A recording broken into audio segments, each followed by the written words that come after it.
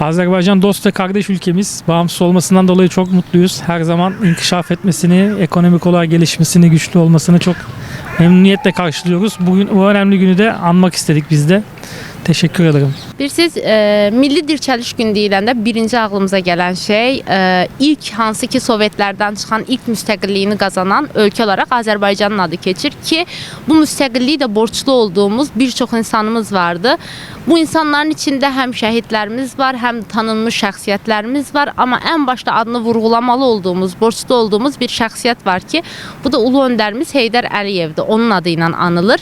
Bugünkü yaşadığımız azadlığı, bugünkü yaşadığımız qadın haqlarını, hansı ki bilirsiniz seçmə seçilmə hüququnu Azərbaycanda qadınlara verən insan, hansı ki bugünkü axıdılan qanların durdurulması, bugün yaşadığımız bu azadlığı, bu qədər gözəl bir dövlətdə, demokratik bir dövlətdə nələrin öhdəsindən gələ bilməyimizi, inkişafımızı ən başa Ulu Öndərimizə borçluyuq. Bu münasibətlə bütün xalqımızı təbrik eləyirəm. Ondan başqa bunu qeyd edə bilərəm ki, noyabr ayı Milli Dirçəliş Gününə bir neçə gün əvvəldə 8 noyabr Zəfər günümüzü qeyd elədik. Hansı ki Azərbaycan xalqı üçün böyük bir bayram kəsb edən bir ay oldu və 8 noyabrda borçlu olduğumuz ən başda gələn insan elə Ulu Öndərimizin, bu Milli Dirçəliş Gününü bizə ərmağan eləyən Heydər Əliyevin oğlu, bugünkü cənab prezidentimiz İlham Əliyevdir. Hər iki bayram münasibəti ilə xalqımızı təbrik eləyirəm. Hər bir şey göz qabağındadır. Allah'ın köməkliyi ilə, yəni bizim prezidentimizin başda olmaq şərti ilə, yəni torpaqlarımız alındı. Dirçəlişimiz də budur ki, yəni bütün hər bir şey göz qabağındadır. Elə dirçəlişimiz, yəni insanların bir-birinə münasibətləri, insanların dövləti, xalqı, milləti bir-birisini sevməsi, istəməsi, bunların hamısı elə özləri dirçəliş deməkdir.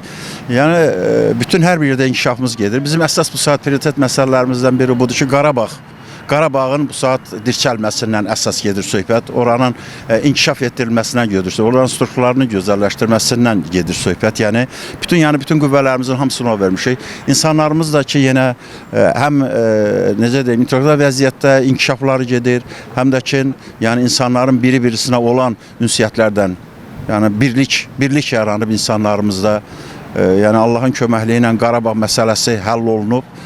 Torpaqlarımız geri qaytarılıb. Əvvəlcə bu dirçəliş gününün nə münasibətən yarandığını tarixinə qısaca bir nəzər salmaq lazımdır. Bizim hamımızın yadımızdadır. Həmin dövrlərdə Azərbaycan xalqı Dağlıq Qarabağ məsələlərinə əlaqədar olaraq SSR hökumətinin o vaxtları yeritdiyi anti-Azərbaycan siyasətinə etiraz əlaməti olaraq küçələrə toplanmışdı. O vaxtları onlar ermənipərəst siyasət yeridirdilər və Azərbaycan torpaqlarının Ermənistana birləşdirməsi uğrunda Ermənistan hərəkatına ciddi etiraz eləməti alaraq bizimkilər ortaya çıxdılar. Və mənim xatirimdədir ki, o hadisələrdə bizim özümüz də canlı iştirakçılar olmuşuq və həmin dövrdə mənim də müdafiə işim idi və müdafiədən çıxan kimi dərhal hamımız küçələrə töküldük. Səbəb aydındır. Yəni Azərbaycan həqiqətləri dünya çatdırılmalı idi. Azərbaycanın torpaqlarına ermənilər deməli yiyə durmaq üçün onlar təşkilatlanmışlar, işlər qurmuşlar, mərkəzdə bizim ziyanımıza hərəkət edirdilər. Bu xalq hərəkatının ortaya çıxması nəticəsində o vaxtları SSR-nin bir çox yerlərində də Milli Azadlıq Hərəkatı kimi bunu biz qeyd edə bilərik ki, çox ölkələr, çox respublikalarda belə məsələlər ayağa qalxdı. Gürcüstan hadisələri vardı, ondan qabaq Qazaxıstan hadisələri vardı və deyək ki, SSR-nin dağılmasını biz elə buradan götürə bilərik. Azərbaycan xalqının şücaəti, Azərbaycan oğullarının vətənpərvərlik məsələsi, Azərbaycan torpağının işğaldan qurtarılması məsələləri həmin dövrdə bax bizim xalqımız tərəfindən diqqətə sayıldı. Mərkəzi komitə vaxtları nə qədər bu işlərə maneçi eləsə də xalq küçələrə axışdı və öz haqqını, öz hüququnu, torpağının bütövlüyünü, vətənin bütövlüyünü tələb etməyə çalışdılar. Allah bizim dövlət başçımıza can sağlığı versin. Bu dirçəliş günümüz mübarək olsun. İnşallah daim olsun. Müstəqilliyimiz çox böyükdür, gözəl bir şeydir. Özümüzün müstəqil olmağımız hər şeyə dəyər.